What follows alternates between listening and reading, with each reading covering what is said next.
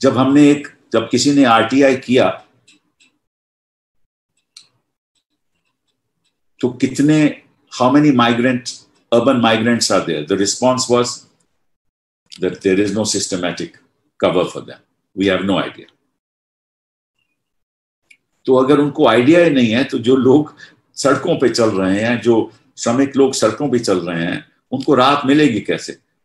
5 kilo अनाज से तो नहीं मिलेगी ना, सड़कों पे खाना तो नहीं बनाएंगे ना वो, और 1 किलो जो दाल है, पल्सेस हैं, उनसे तो नहीं मिलेगी।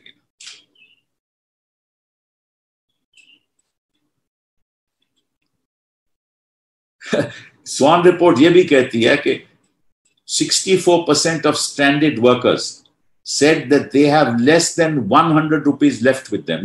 ये लोग सड़कों पे जा क्यों रहे हैं? क्योंकि 2-2.5 महीने से यहां हैं, शहरों में पड़े हुए हैं, जा सकते नहीं। जो थोड़ा बहुत पैसा कमाते थे वो भी खत्म हो गया। इसीलिए 24% स्टैंडर्ड वर्कर्स स्वान को बताया कि हमारे पास तो 100 रुपया कुल रह गया, तो 100 रुपए से कौन सी टिकट वो लेंगे? वो तो स्कूटर पे लग जाता है आने जाने में। कई लोग तो शायद रेलवे स्टेशन पे नहीं पहुंच सकते।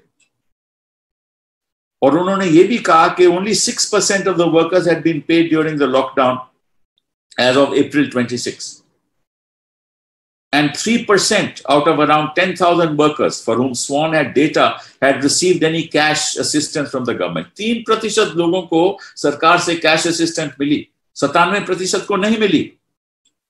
ये स्वान रिपोर्ट है। तो ये मुझे बताइए, इंसान जिएगा कैसे? सरकार ने तो ऐसी व्यवस्था की नहीं। एक और मैं सवाल प्रधानमंत्री से पूछना चाहता हूं, बड़ी विनम्रता से पूछना चाहता हूं। प्रधानमंत्री जी, आप हमें बताइए कि आपके पीएम केयर फंड से श्रमिक लोगों को कितनी राहत मिली? कितना पैसा आपने श्रमिकों को दिया? How much money? And that's a question I request the Prime Minister to please answer. I humbly request him. How much money have you paid to the migrants from the PM Care Fund? You know of the number of people who have died. And I refer you to the National Disaster Management Act, the Disaster Management Act, Section 12, and I will read it for you.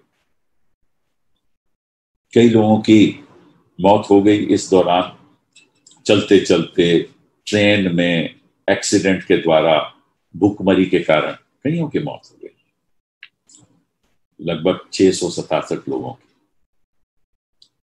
अब धारा 12, Section 12 of the Disaster Management Act says, ex gratia assistance, that is, the national authority of which the Prime Minister presides, he is the head of the national authority, shall recommend guidelines for minimum standard of relief to be provided to persons affected by disaster, which shall include, और मैं पढ़ रहा हूं, ex gratia assistance on account of loss of life, as also assistance on account of damage and for restoration of means of livelihood. ये प्रधानमंत्री जी आपका कर्तव्य है, ये केंद्र सरकार का कर्तव्य है। तो आप हमें बताइए, please tell us, this is your duty to give assistance in terms of money, ex gratia assistance to people for loss of life. जितने लोगों मरे, क्या आपने अपने पीएम केयर फंड से या आपकी सरकार ने उनको कुछ पैसा दिया, जो आपका कर्तव्य है? और अगर दिया तो किस किस को दिया और कब दिया और कितना दिया? और जो उनकी नौकरी चले गई, ये भी कहता है for restoration of means of livelihood, जो नौकरी चले गई उनका भी आपका कर्तव्य है कि उनको पैसा देना। आपने अपने केयर फंड से या केंद्र सरकार ने उनको पैसा दिया, कितना दिया, कब दिया, ये भी हमें बता दीजिए। और आपने ये भी लिखा है for special provisions for widows and orphans, मतलब के जो विधवा हो गए, जो महिलाएं विधवा हो गई और जो बच्चे जिनके माता पिता की मौत हो गई इस दौरान में, उनको भी आपके लिए स्पेशल प्रोविजन, मतलब कि खास राहत उनको मिलनी चाहिए। तो आपने कितने ऐसे विधवाओं को राहत दी और कितने ऐसे ऑर्फन को राहत दी, हमें बता दीजिए, ताकि हमें पता चले कि आपके मन में कितनी ममता है और आपकी सरकार के मन में कितनी ममता है और आपकी असलियत, जो असली मन की बात है, वो सामने आ जाएगी। मैं कोई किसी पे आलोचना नहीं कर रहा।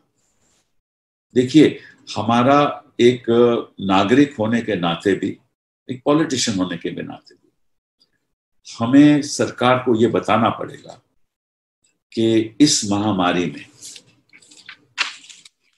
देश उस ओर जा रहा है जहां आने वाले दिनों में हमारी जो आर्थिक स्थिति है, वो रिजर्व बैंक ऑफ इंडिया ने भी अब कह दिया है, वो नेगेटिव टेरिटरी में चली जाएगी, मतलब कि वो माइनस टेरिटरी में चली जाएगी।